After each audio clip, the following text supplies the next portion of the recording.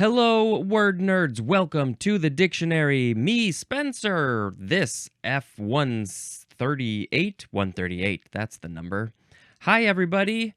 Let's talk about the words. No, first, I have to quickly get this out of my head. I woke up at 4 a.m. this morning from a weird, long, epic dream that had pastries, Micro Machines Super Nintendo video game, which was actually a Lego Star Wars game, a group of kindergartners who put on a show, and then they were all in costumes, and then I was trying to get a photo of them, and then they were sort of all their costumes were in the Mario world, and then we were all in the Mario world, and I was still trying to get a group picture, and a lot of weird stuff happened. And then somebody told me that he took a slug out from behind my eye. Yeah, there was so much more to it than that. But those were the highlights. Those were the highlights of my weird-ass dream. And then I spent basically the next hour thinking about the dream in detail. And then I had to get up. Okay, the first word in this episode is flora. Flora, F-L-O-R-A. This is a noun from 1777. Number 1, a treatise or treatise on or list of the plants of an area or a period. So it's just a list of the stuff that is living, the plants specifically, not the animals. That would be the fauna. This is the flora, the plants that are living in a certain area or at a certain time, also probably in a certain area. And so it's the list of those things, but also it's number 2, plant or bacterial life, especially such life characteristic of a region, period, or special environment, as in fossil flora, also intestinal flora, and it says compared to fauna. That would be the animals. Now, bacteria is a weird one. They're alive. They're moving around. They're doing their thing. Wouldn't you think that they would maybe be considered the fauna and not the flora? Why are they the flora? I guess that there's some weird thing that they're like, we didn't want to come up with a third term, so they're closer to the plants than the animals. I guess. I don't know about that. Okay, the intestinal flora. Ooh, the things growing in your intestines. My intestinal flora got real messed up just a couple of days ago because I had the stomach flu, and that was fun. Fossil flora. So those would be the plants that have become fossilized. Sometimes we get fossils of plants. And they're like, oh, look at the striations of the leaves. I don't know. All right, let's move on to how am I gonna do this sound? That's all right. All right, next is floral with an L at the end. Floral, first form, adjective from 1753. By the way, is there any etymology for flora? Oh, yes. It's from the Latin flora, which is the Roman goddess of flowers. That's it for that one. So yes, flowers, flora, the Roman goddess of flowers. They're probably presented in paintings and such, just covered in flowers, I would assume. I don't know. Let's look up a picture of flora. Come on, letters. F-L-O-R-A. Goddess. Here we go. What does Flora, the Roman goddess of flowers and spring and fertility? Let's look at some images. Yeah, there's a lot of flowers around. Definitely. All right. So, floral, we started talking about that one. Adjective from 1753. Number 1, of relating to or depicting flowers, as in a floral display, also as in a floral design. Is it like flowers? It's floral. Number 2, of or relating to a flora, as in floral diversity. Hopefully your intestinal flora has a lot of floral diversity, and so you can, I don't know, fight off as many things as possible. Anything else? It's the Latin flor or flos, or probably also flora, which means flower. And there's more at the word blow. I don't know why. The wind is blowing through the flowers and spreading the seeds, the whatever, what is it? The stuff that the bees harvest, the pollen, blowing the pollen around, maybe. Oh, maybe my nasal cavity is going to get all weird after this. The second form of floral is a noun from 1897, a design or picture in which flowers predominate. You call that a floral? It's a picture or a design, a painting maybe. It's a floral because there's just so many flowers. The flowers are coming out of the frame. There's so many flowers in that picture. Now we have floral envelope. Is it envelope? Let's see. It's two words. Noun from circa 1829. The synonym is perianth, which I don't know this word. Let's just do a quick look for my own sake. I'm not going to read you the whole definition of perianth, but I want to get an idea of what we're talking about. We're getting close to the perianth. Oh, hello, periodic table. We see you again. Have I looked up this section already? Perianth. Oh, yes, it's related. It's a thing. It's a thing in flowers. We'll just put it that way. If you don't know perianth, you just have to wait till the peas. So it's also called the floral envelope. Maybe was it the May Queen in that movie? She was enveloped in flowers. Okay, I feel like I got to change up my sound because I don't know if I'm loving this. That's fine. Now we have Florence fennel. 2 words. Florence has a capital F. Fennel is the second word. Noun from 1942. This is a fennel cultivated for its edible bulbous stem base. It is called also, finocchio. I thought that this seemed similar. So back in the word finocchio, this Florence fennel came up again. Let's see. So the species name is Phoniculum vulgare azuricum. And what is it? It's got an edible bulbous stem base. So the base of the stem is bulbous and you can eat it. The Florence fennel. Why is it the Florence fennel? Because it is from Florence, Italy. Wow. Okay. We're just going to leave it. Now we have Florence flask. 2 words. Florence is still capitalized. Noun from 1744. This is a round, usually flat-bottomed laboratory vessel with a long neck. For a second, I thought because it's flat-bottomed and it's a vessel, I was thinking this was a boat. No, I was like, how does a boat have a long neck? No. This is a it's like a what's the word?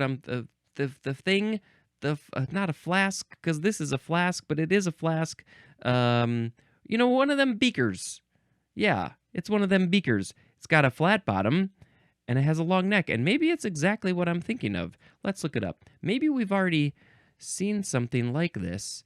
Florence flask. What kind of flask is this? Now, this is showing a picture. Now, yes, it does have a flat bottom. Just like me, I have a flat bottom, but it's very round. It's very spherical in the bottom. Let's see, anything else? It says round, usually flat bottom. The reason it has a flat bottom, so you can just sit it down, and it's not going to roll all over the place because you don't want that. So yes, the bottom half is a sphere with a slightly flat bottom so it can sit and stand. And then the top part is just a perfect cylinder, a long neck. It's almost maybe half, depending on the size of your Florence flask. It's maybe half of the height of it is this just perfectly straight cylinder neck. And I'm sure there are some very good reason why you would need a spherical bottom to this flask. Okay, that's the Florence flask, and it is called that because it is also from Florence, Italy, from the use of flasks of this shape for certain Italian wines. Oh, it's not even for the laboratory. They invented it for wine. Wine. Okay, very interesting. Now we go Florentine or Florentine, Florentine with a capital F. Adjective from 1568, number 1A of or relating to Florence, Italy. 1B, the synonym is Machiavellian, as in Florentine politics. Machiavellian is spelled Machiavellian.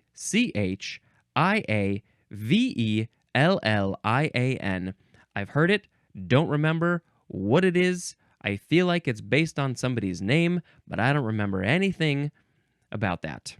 Machiavellian is Florentine, and their politics, the politics in Florence, are Machiavellian.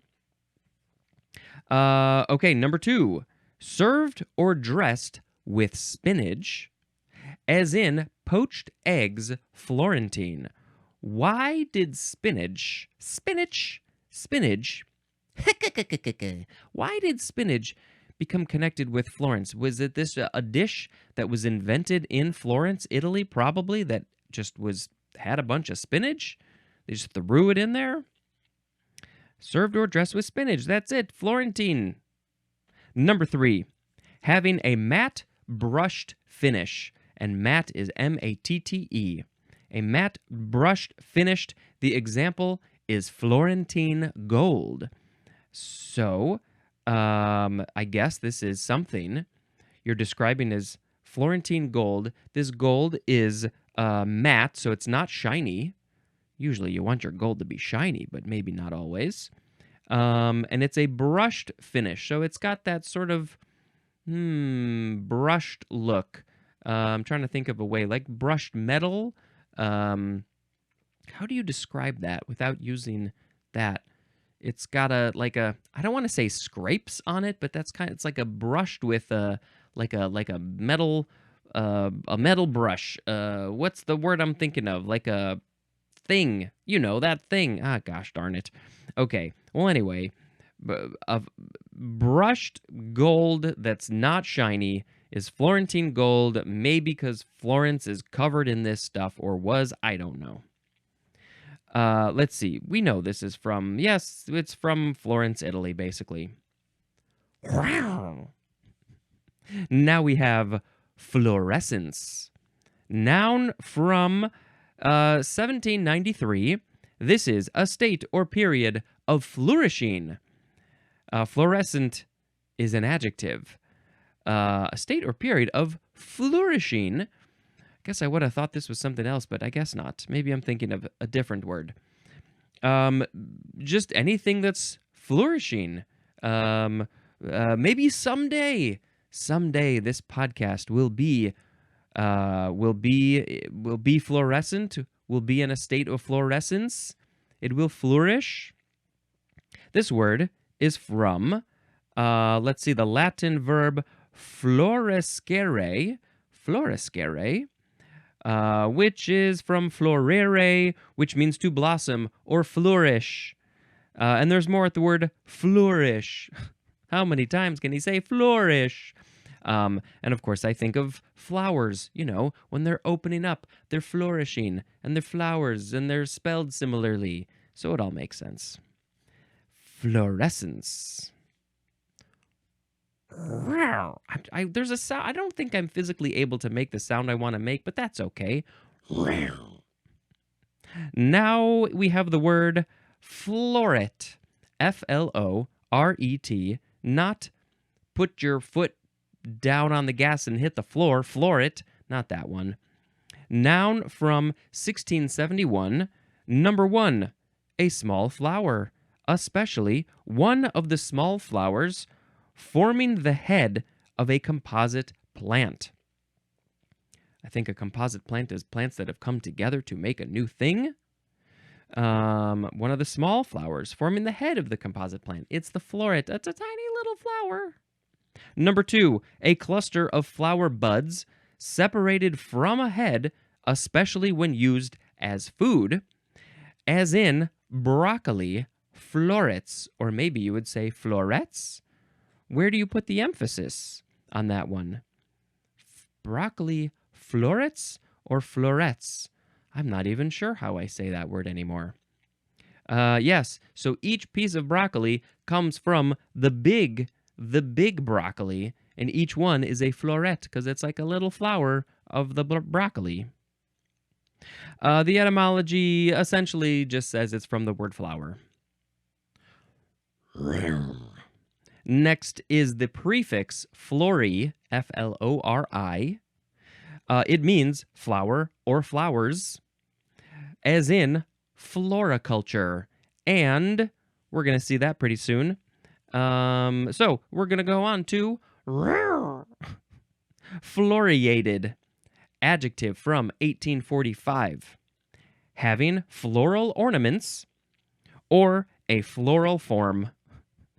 So many sounds. Floral ornaments obviously should be combined to become flornaments, and a floral form is a florm. Floriation is a noun. So if something has ornaments that are flowers or look like flowers, or just in general has a form of flowers, then it is floriated. If I had flowers here, I would put them on my head, and then I would be floriated. Next is floribunda. This is a fun word to say. F-L-O-R-I-B-U-N-D-A. Was his name-o. This is a noun from 1898. Floribunda, any of various bush roses with large flowers in open clusters that derive from crosses of polyantha and tea roses. Don't know much about this. It's a rose bush, I guess. The floribunda. This is the feminine of the word floribundus, New Latin, floribundus, which means flowering freely. Just go freely flower out there in the world. I let you go. Go be independent. Flower your free your flowers. Derived from clusters of polyantha tea. Yeah, very interesting. Okay, good stuff. Fun word. Now we have floriculture. What do you think this is? Noun from 1822. The cultivation and management of ornamental and especially flowering plants. Ornamental plants and also mostly plants that flower because it is, of course, floriculture, and the flori prefix is all about flowers. Of course, there's got to be flowers in the mix somewhere. Floricultural is an adjective, and floriculturist is a noun. Floriculturist, oh, they know all about the flowers, and they probably hate it when I just have no knowledge of the flower stuff, the flower terms. I don't know what I'm talking about. Okay, next. It's florid or florid. F-L-O-R-I-D. Adjective from 1651. Number 1, A, is obsolete, and it means covered with flowers. I'm covered with flowers. Get them off of me. I feel so florid. 1B, very flowery in style. The synonym is ornate, as in florid prose. Also, florid declamations. It's not declarations, it's declamations. I don't remember what that word is, but this one is florid, so it's very ornate and flowery. I don't really do anything that's florid. I don't speak floridly. That's a word. Also, more, having a florid style, as in a florid writer. 1C, elaborately decorated, as in a florid interior. You can see where this is all going. Okay, so number one is mostly all about being flowery, ornate, fancy, maybe tacky. I don't know. But now we have 2A. Tinged with red, the synonym is ruddy, as in a florid complexion. Well, flowers come in all sorts of colors. But I guess for some reason, do you think of red right away? Red first? I don't know. That one, florid? Okay. 2B, marked by emotional or sexual fervor, as in a florid secret life. Ooh, also a florid sensibility. Well, red definitely is related to like when you maybe get embarrassed. Maybe if you've got a crush on somebody and then they're talking to you, you get kind of embarrassed. Your cheeks get flush, they get red. Many parts of the body will get red because literally the blood is flowing. And so that makes sense that there's this like sexual connection there. And that's why 2A, tinged with red. You're tinged with red. Maybe there's something going on in the body there. Right, a ready florid complexion. So that's why those are connected. That's why we get to red. Not so much of the flower connection, but more about the blood flow and sexual connection. Let's see, anything else? So yeah, this to be marked by emotional or sexual fervor. And now we go to number 3, which is archaic. The synonym is healthy. You're looking very florid because you're looking healthy. Well, I guess maybe if you were looking kind of, red, warm, and not gray, white, green, then you'd be healthy. You'd look, oh yeah, you've got a very good complexion. So you're looking florid today. Number 4, fully developed. Also, manifesting a complete and typical clinical syndrome, as in the florid stage of a disease. I've never heard of this before. Fully developed, complete, typical clinical syndrome. The disease is, we know what's going on. It's fully developed. It's here to stay. You got the disease. It's the florid stage of a disease. I hope I don't ever have a florid stage of a disease. What would be the opposite? What's the early stage? I have no idea. And why are they using florid here? Not sure. Okay, floridity is a noun. Floridly is an adverb. And floridness is a noun. This word is from the Latin floridus, which means blooming or flowery. That's pretty much it. But you can tell that this is so very close to a state. One of the states of the United States is called Florida, or just Florida. So I assume, never really thought about the etymology of Florida, but I assume maybe there were a lot of flowers. Are there a lot of flowers? It was very flowery and bloomy, and so they were like, yeah, that's the state of flowers. I mean, come on. I'm not studying my geography particularly, but I mean, let's just quickly look up etymology of state of Florida. Florida. Okay, here we go.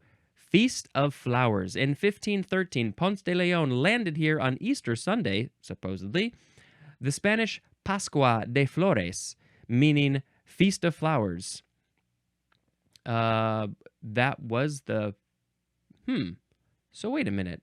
He landed there because... La Florida. Is that the full name? Have we just been calling Florida by its nickname this whole time? The Florida. It means flowery or covered with flowers. Comes from this Ponce de Leon, who landed during Easter. The Spanish called Easter Pascua Florida, or also Pascua de Flores. I'm seeing both here, which is the Feast of Flowers.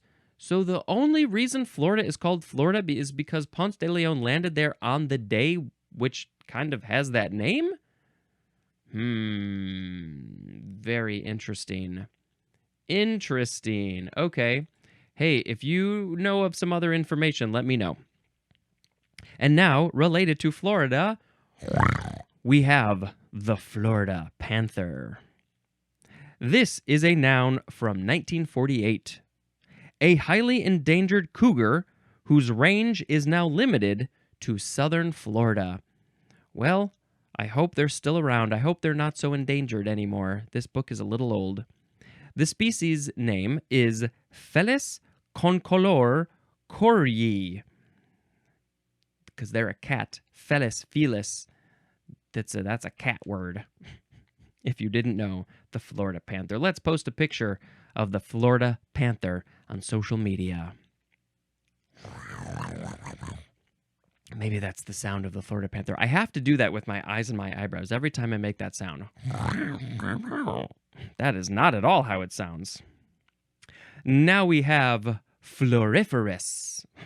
What a fun word. Adjective from 1678. This means bearing flowers, especially blooming freely. Floriferousness. That is a noun.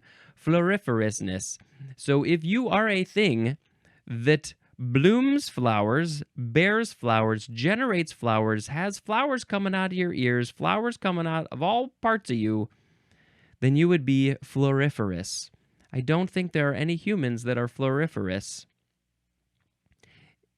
Yeah, that's it for that. But yes, anything that bears flowers, creates flowers, is floriferous. Okay, now we have one more word for this episode, which is florigen. Florigen.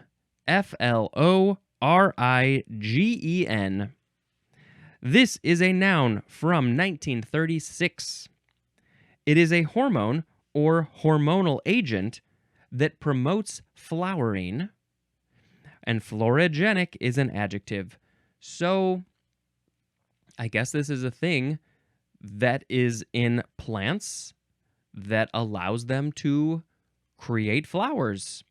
Even cacti, probably have this because sometimes they will bloom a flower. They can be floriferous.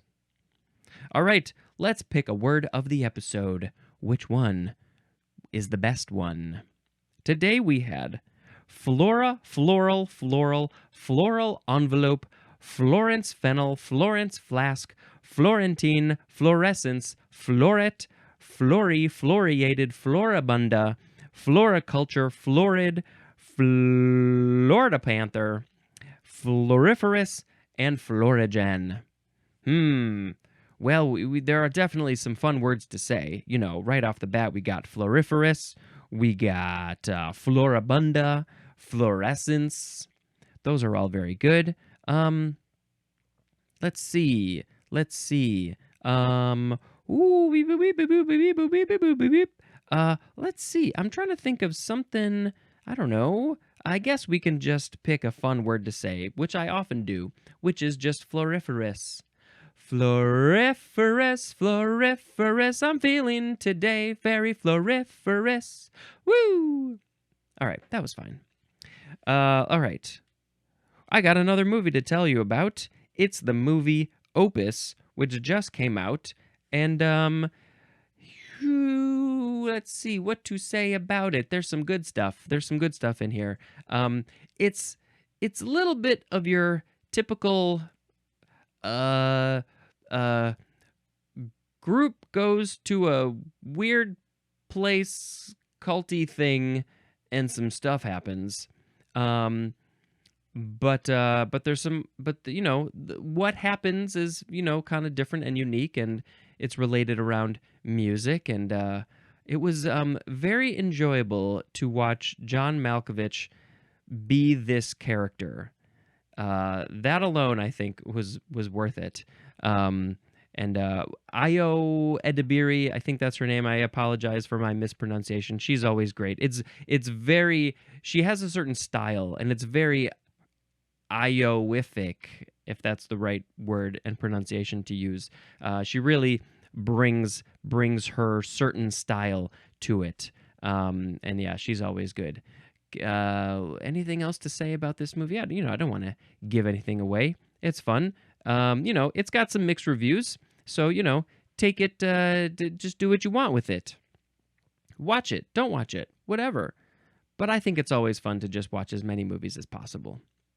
Okay, that is it for this episode. And until next time, this is Spencer, dispensing information and not being fluoriated. Goodbye.